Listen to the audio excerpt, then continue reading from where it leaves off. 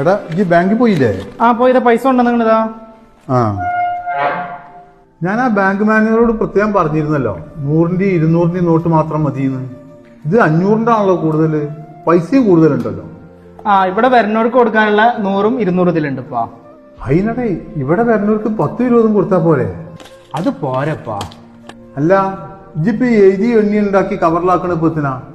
ഇതേ നമ്മളെ മൊത്തം പണിക്കാർക്ക് കൊടുക്കാനുള്ള പൈസയാണ് ഞാൻ എഴുതി കണക്കാക്കുന്നത്. അതിനിപ്പോ എത്ര എണ്ണി കണക്കാക്കാൻ? എല്ലാ കൊല്ലം കൊടുക്കണ 1000 ഉറുപ്പ്യ കൊടുത്താ പോരെ? അത് പോരപ്പാ.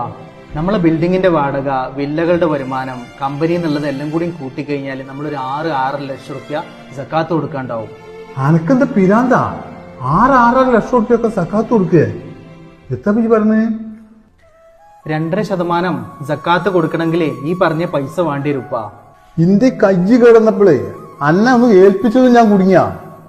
എത്തപ്പത് കഥ? പഴയതൊക്കെ നിങ്ങൾ ഇത്ര പെട്ടെന്ന് മറന്നപ്പാ. ഒരു കാലത്ത് വാടക വീട്ടിൽ കഴിഞ്ഞിരുന്ന നമ്മള് ഇന്ന് പഠിച്ചോനെ ഈ കണ്ട നിയമത്തൊക്കെ നമുക്ക് തന്നിട്ട് നമ്മളെ സമ്പാദ്യത്തിൽ നിന്ന് കൃത്യമായി സക്കാത്ത് കൊടുത്ത് ഒഴിവാക്കിയിട്ടില്ലെങ്കിൽ അത് നമുക്ക് അർഹതപ്പെട്ടതല്ല, അതിന്റെ അവകാശികൾ വേറെയാണ്.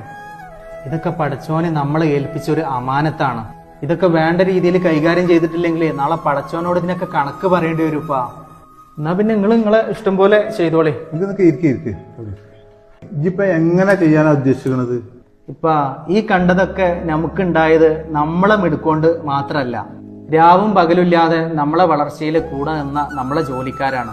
അവരത്ര നിസ്സാരമായിട്ട് കാണാൻ പറ്റൂലപ്പാ. നമ്മളെ കുടുംബത്തിലെ അത്യാവശ്യക്കാർക്ക് കൊടുത്തു കഴിഞ്ഞിട്ട് ബാക്കിയുള്ളത് നമ്മളെ പണിക്കാർക്ക് ഒരേപോലെ അങ്ങോട്ട് കൊടുക്കുക. ഓരോ മനസ്സ് സന്തോഷമാകുമ്പോൾ നമുക്കിത് കൂടെ ചെയ്യുള്ളൂപ്പാ.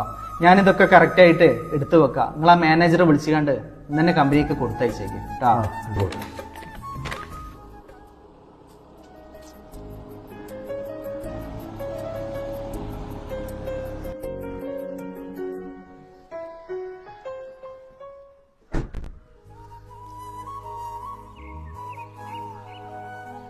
മൻസൂറേ, ഇങ്ങോട്ട് പോര്.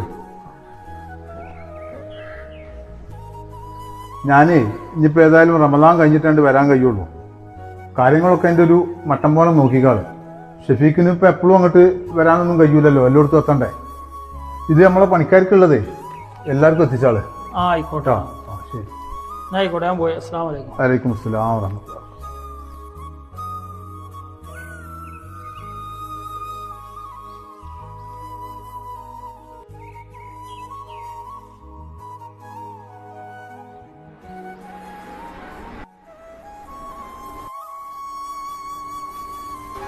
മൻസൂറക്ക ഒന്നുകൂടെ വരുമോ?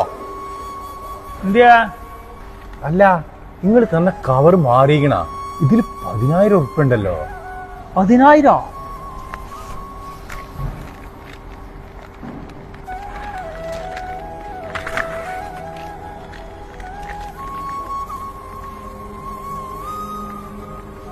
ഇതും 10,000 ഉണ്ടല്ലോ. അതാ ഞാൻ പറഞ്ഞേ, നിങ്ങള് മുതലാളിക്കൊന്ന് വിളിച്ചു നോക്കി. ഇത് കവർ മാറിയതാന്നുള്ളതെന്ന് അറിയണല്ലോ. മുതലാളി ഫോൺ എടുക്കണില്ല. ഷെഫീഖിനൊന്ന് വിളിച്ചു നോക്കിയാലോ? ഹലോ. അല്ല, ഞങ്ങൾക്ക് കിട്ടിയ കവറിലിപ്പോ അത് സക്കാത്തിന്റെ കണക്ക് പ്രകാരം നിങ്ങൾക്ക് അവകാശപ്പെട്ട തന്നെയാണ്. ആയിക്കോട്ടെ. ശരി ശരി ശരി ശരി ശരി, ആയിക്കോട്ടെ. വലൈക്കും അസ്സലാം. അനീഫാക്ക, ഇത് നമ്മക്കുള്ളത് തന്നെയാണ്. തന്നെ ഞാനേ പെരുന്നാളൊക്കെ എങ്ങനെ കഴിച്ചുവിടുന്നുള്ളൊരു വലിയൊരു സങ്കടത്തിലായിരുന്നു. ഇതിപ്പോ വലിയൊരു കിട്ടലാണ് നമ്മൾ മുതലാളി തന്നെ. ഞാനും തന്നെ അപ്പാന്റെയും മാന്റെയും മരുന്ന് വാങ്ങലും ഇനിയിപ്പോ പെരുന്നാൾക്ക് കുട്ടികൾക്ക് ഡ്രസ്സ് എടുക്കലെല്ലാം കൂടി ആലോചിച്ചിട്ട് ആകെ ബേജാറായിട്ട് ഇതിപ്പോ ഒരു വലിയൊരു കിട്ടലായി പോയി. ആദ്യമായിട്ടാണ് ഇത്രയും വലിയൊരു സംഖ്യ പെരുന്നാൾ പൈസ ആയിട്ട് നമുക്ക് കിട്ടുന്നത്. അതന്നെ. ഏതായാലും മുതലാളിക്ക് അള്ളാഹു നല്ല ബർക്കത്ത് കൊടുക്കട്ടെ. ഇവരൊന്നും കോടീശ്വരന്മാരാവാൻ വേണ്ടിയിട്ട് ജോലി ചെയ്യുന്നവരല്ല. അന്നന്നത്തെ ജീവിതത്തിന്റെ രണ്ടറ്റങ്ങളെ കൂട്ടിമുട്ടിക്കാൻ പെടാപ്പാട്